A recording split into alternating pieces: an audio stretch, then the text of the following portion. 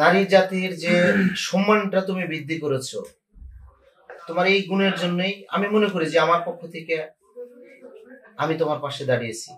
যে তুমি যে কয়েকটি কথা বলেছো, আমি এক ইজ্জত কয়জনকে দেবো, কয়জনকে দেখাবো, এটি যে নারী জাতির জন্য কতটুকু মর্যাদার কথা, এটা আমাদের অর্থ দিয়ে কিনতে পারতাম না, কিন্তু তোমার সেই কথায় কিন্তু আমরা মুগ্ধ হয়ে তোমাকে আমরা মেয়ের মতো দেখেছি।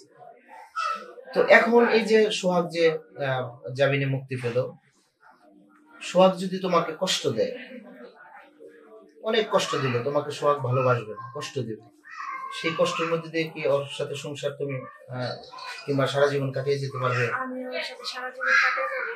আমি ওরে দেখে শুনে বুঝে শুনে ওর সাথে রিলেশনে জড়াইছি, আমি জানি যে আমার কখনো কষ্ট দিব না, এমনকি কখনো সারা যাবো না। ও আমাকে আগে যেভাবে ভালোবাসছে সারা জীবন এভাবে ভালোবাসবো। আমার এটা ওর প্রতি মানে বিশ্বাস আছে, কারণ জানি ও ওর দিকটা সত্য। তাহলে কেন আমি আমার কারণে ও আজকে এরকম ওর পরিস্থিতি, আমি যদি ওর সাথে না জড়াইতাম তাহলে ও আজকে এরকম হতো না। তাহলে আমার কারণে যখন ও বিপদে পড়ছে তাহলে কেন আমি চুপ থাকবো? তার জন্য আমি ওরে বাঁচানোর জন্য ফিরে আসছি।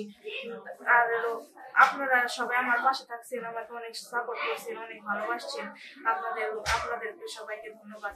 এমনকি জিয়ারুর রহমান, প্লেটো আঙ্কেল, সবাই আমাকে অনেক সাহায্য করছে। মানে তারা বিনা খরচে মানে সোহাগের জামিনটা করে দিচ্ছে, কি করে দিচ্ছে। তাদের তো কোনো এখানে স্বার্থ ছিল না, আমি তাদের কাছে যাইও না, তাদের কাছে যে কিছু বলি নাই।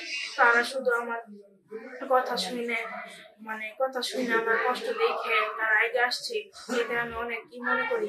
আমি মনে করি মানে জিয়ারুর রহমান, প্লেটো আঙ্কেলের মতো ভালো মানুষ হয় না, কারণ সে একটা অনেক ভালো মানুষ।